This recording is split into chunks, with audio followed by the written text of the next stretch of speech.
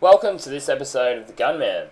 In this video I'll be taking you through the paintwork on this Volkswagen Golf painted in Rising Blue.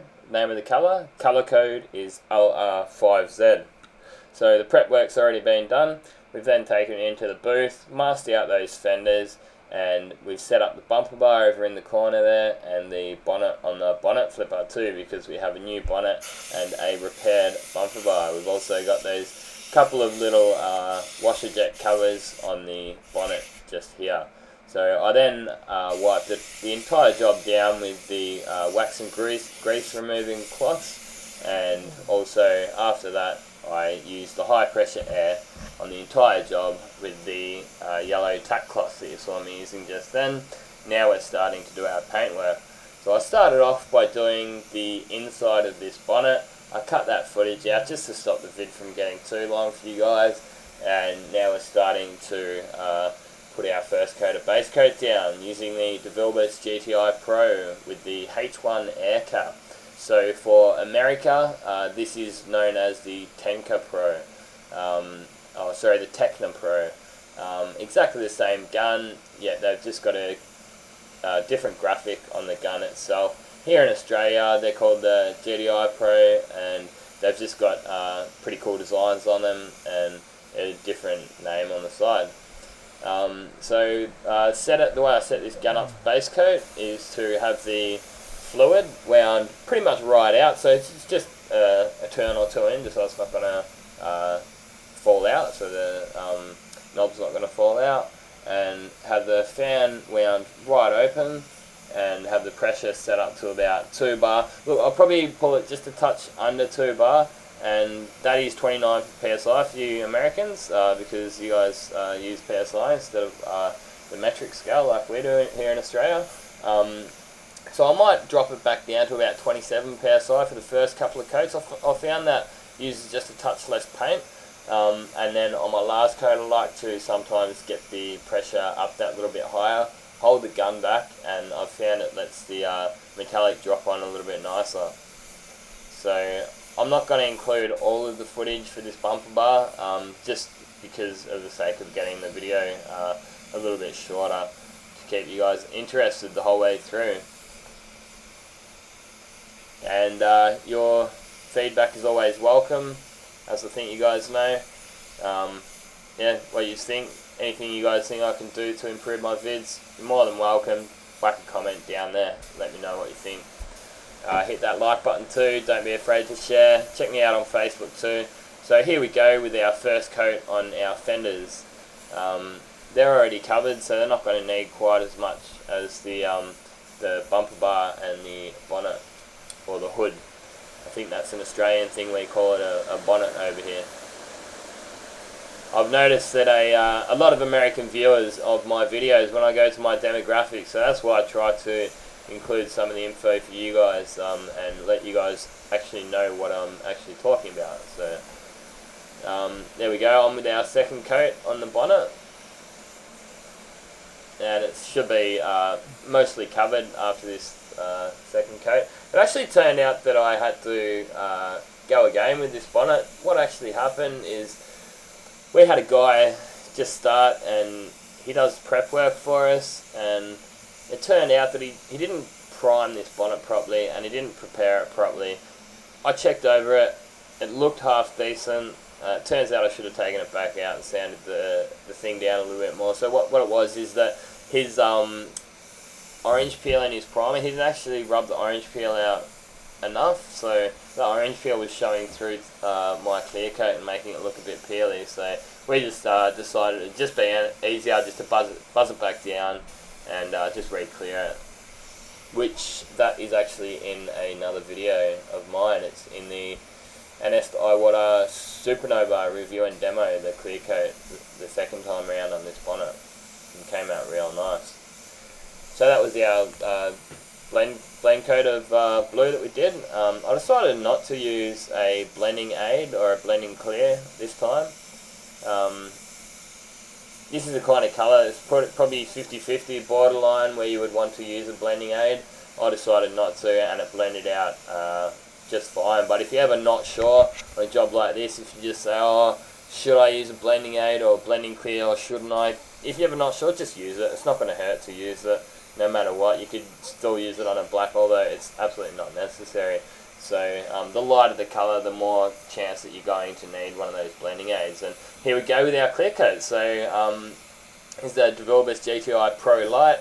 Again, same gun as what they call the Tekna Lite in America. Same air cap, same setup, just a little bit of a different look to them.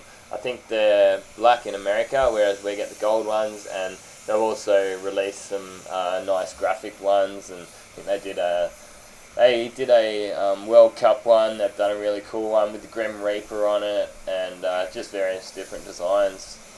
They got another pretty mad looking one with the bullets coming through it. So check out my Facebook page. As soon as I hear about new guns coming out, I like to post some pics on my Facebook page so you guys can check them out.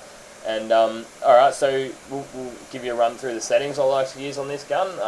So it's a quite thick finish on these Volkswagens, so you want to match that European peel, so you want to pull that fluid out a little bit compared to some of the Japanese and American and Australian finishes. They're a little bit of a thinner orange peel, which I actually think looks a little bit better, but they don't put as much paint on. So fluid, I'd like to wind that in completely, so I got no pull on the trigger, and then come out 3.5 turns for these European cars.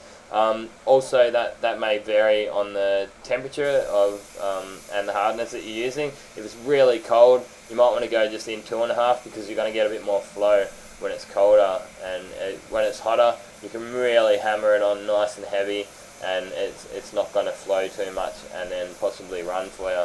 And again, with this gun, same as the other one, have that fan wound wide open, so you don't have to close that fan up at all.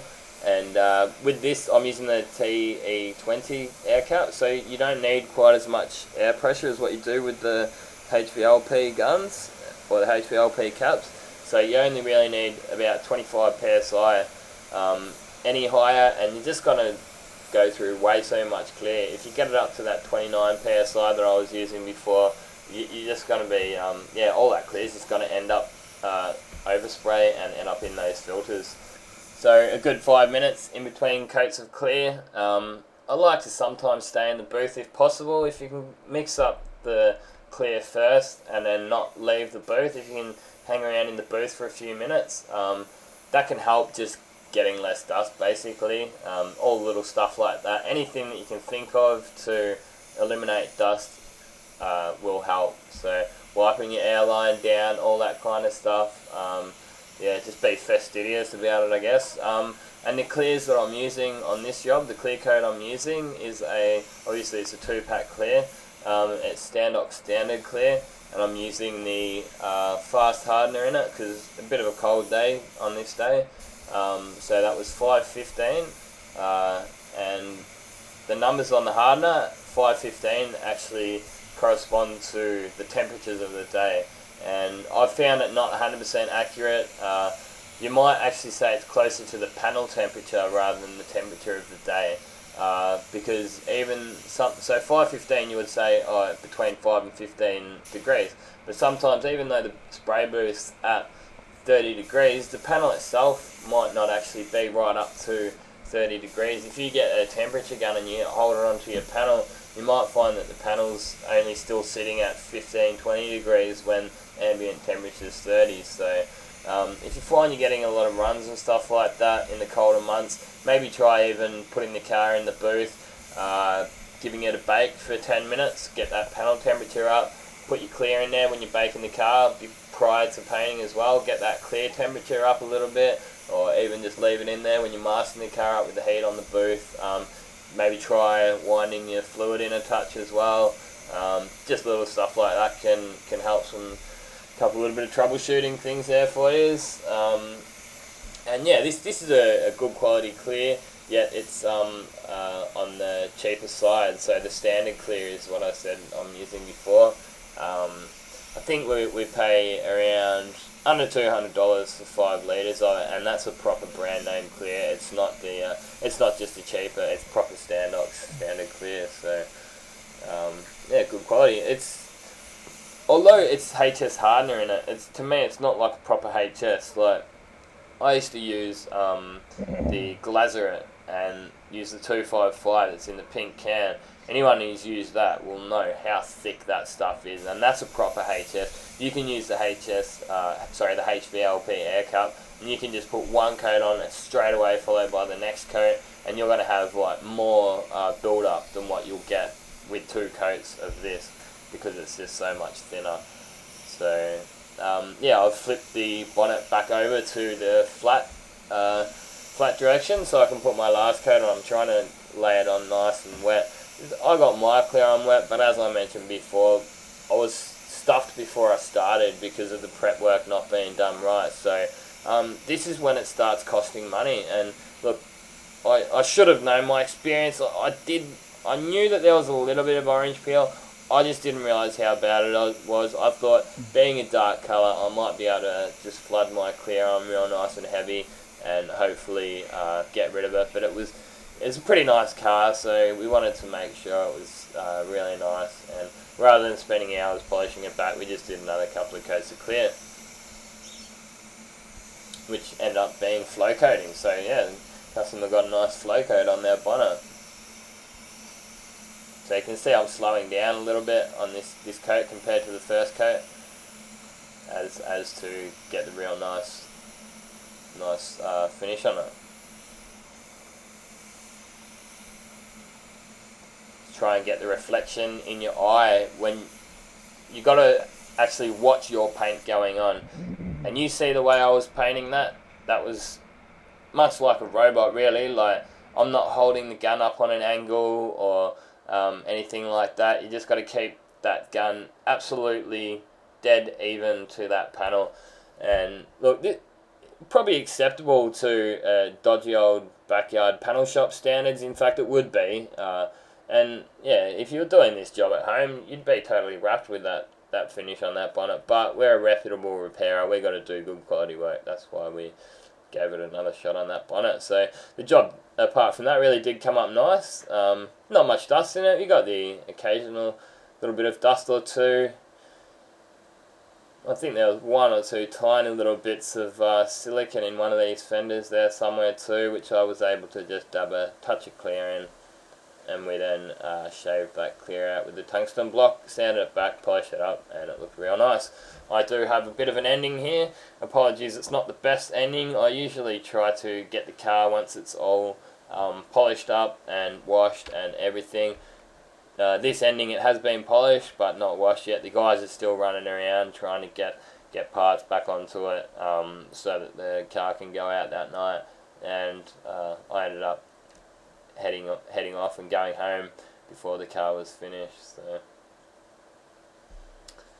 there you go, a bit of the Gunman selfie for you. So that's the respirator I wear, full face respirator, and this is the lads out there still finishing off the number plates, and then it'll get washed up. So the bonnet really did come up quite nice. As I said, they got a flow coat over it, real nice glossy finish to it, nice deep amount of clear on there too. So